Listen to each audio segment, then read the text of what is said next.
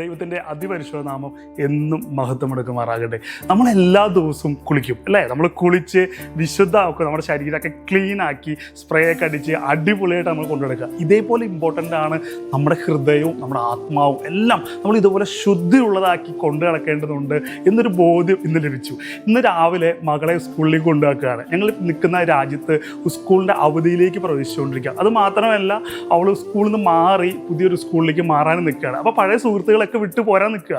ഞാൻ അവളോട് പറഞ്ഞു, നിൻ്റെ എല്ലാ സുഹൃത്തുക്കളോടും പ്രത്യേകം നന്ദി പറഞ്ഞോളൂ, നിന്നോട് ദേഷ്യമുള്ളവരോടും നിന്നായിട്ട് ഒരു ഇഷ്ടമില്ലാത്ത ആൾക്കാരൊക്കെ ഉണ്ടാവും അല്ലേ, അവരോടൊക്കെ പ്രത്യേകം നന്ദി പറഞ്ഞ് സ്നേഹത്തോടെ അവരെ കെട്ടിപ്പിടിച്ച് പിരിഞ്ഞോളൂ എന്നൊക്കെ ഞാൻ പറഞ്ഞു.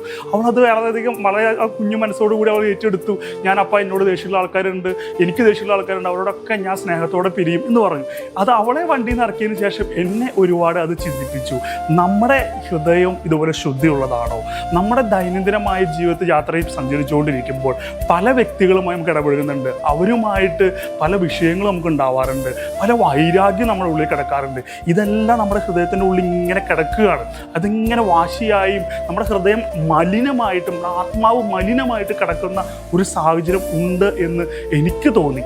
ഈശോ തന്നെ നമ്മളെ പഠിപ്പിച്ച ഒരു പ്രാർത്ഥനയുണ്ട്, സ്വർഗസ്ഥനായ പിതാവേ എന്നുള്ളത്. ആ പ്രാർത്ഥനയുടെ അവസാന ലൈനിലും കർത്താവ് പറയുന്നത്, ഞങ്ങളുടെ കടക്കാരോട് ഞങ്ങൾ ക്ഷമിച്ചതുപോലെ ഞങ്ങളുടെ കടങ്ങളും പാപങ്ങളും ക്ഷമിക്കണേ എന്നാ കർത്താവ് നമ്മളെ പ്രാർത്ഥനയിലൂടെ പഠിപ്പിച്ചതാണ്.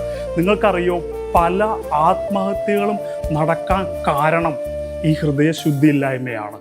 ഈ ഹൃദയത്തിൻ്റെ ഉള്ളിലുള്ള വൈരാഗ്യവും വാശിയും പേടിയും ആങ്സൈറ്റി എന്നൊക്കെ പല ആൾക്കാരും പറയുമെങ്കിലും ഈ ആത്മഹത്യകളിലൊക്കെ പിന്നിൽ സംഭവിക്കുന്നത് ഈ വലിയ ഹൃദയത്തിൻ്റെ പ്രതികൂല സാഹചര്യമാണ്. ഉള്ളിലുള്ള ആ ഒരു നീരസങ്ങൾ പല രീതിയിലാണ് ഈ ആത്മഹത്യകൾ സംഭവിക്കുന്നത്. നിങ്ങൾക്കറിയോ, ഒരു ഇൻഷുറൻസ് കമ്പനി പോലും ഇപ്പോൾ ആത്മഹത്യയെ സമ്മതിച്ചു തുടങ്ങി. അവരതിന് ക്ലെയിം ചെയ്യാൻ അനുവാദം കൊടുത്തു തുടങ്ങി.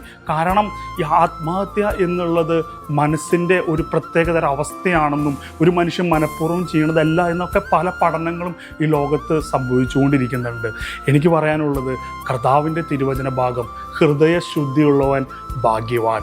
മാത്യു 5:8 തിരുവചന ഭാഗം പറയാ, ഹൃദയശുദ്ധിയുള്ളവൻ ഭാഗ്യവാൻ, അവൻ ദൈവത്തെ കാണും. കർത്താവിൽ പ്രിയമുള്ളവരെ, നമ്മുടെ ഉള്ളിലത്തെ ഹൃദയങ്ങളെ നമുക്ക് ശുദ്ധിയാക്കേണ്ടതുണ്ട്. നമ്മൾ കർത്താവിൻ്റെ സ്നേഹത്തോട് ചേർന്ന് നിൽക്കുക.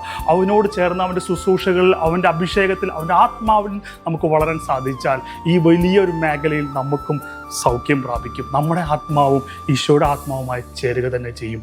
ആമേൻ.